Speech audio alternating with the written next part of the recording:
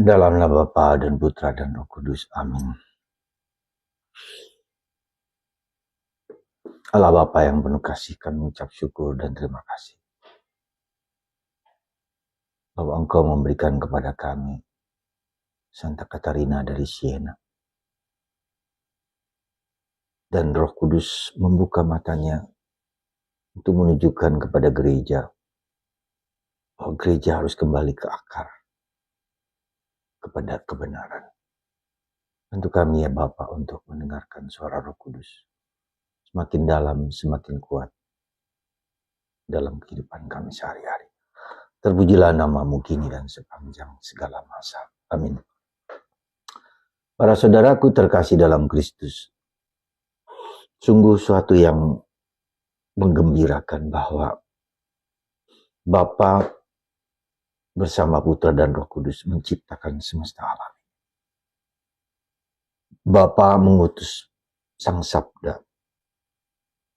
untuk melaksanakan apa yang menjadi kehendaknya, kehendak Bapa.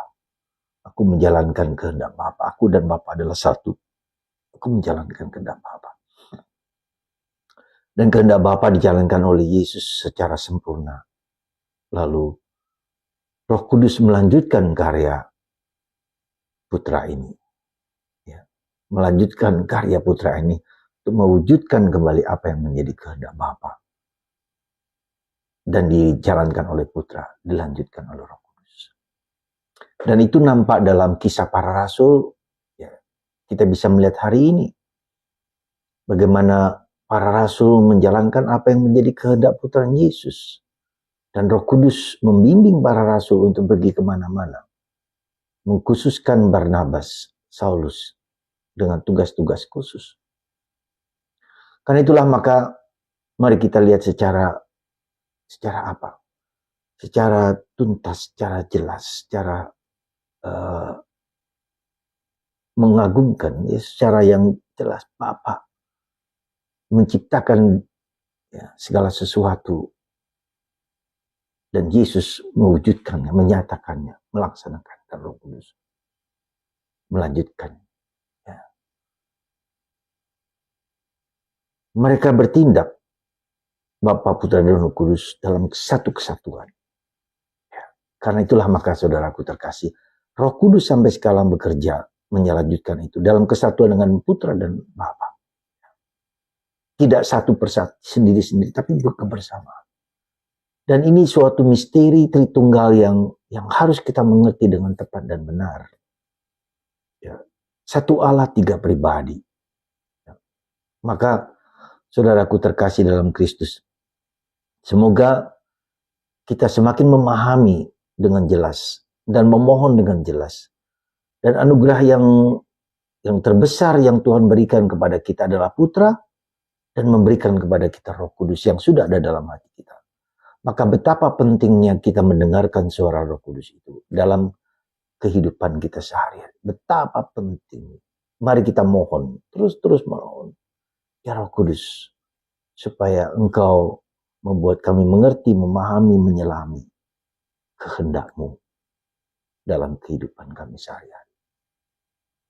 Berkat-Mu ya Tuhan, supaya di saat-saat sekarang ini kami sungguh-sungguh memberi waktu, memberikan kesempatan dan memohon kuasa Roh Kudus itu.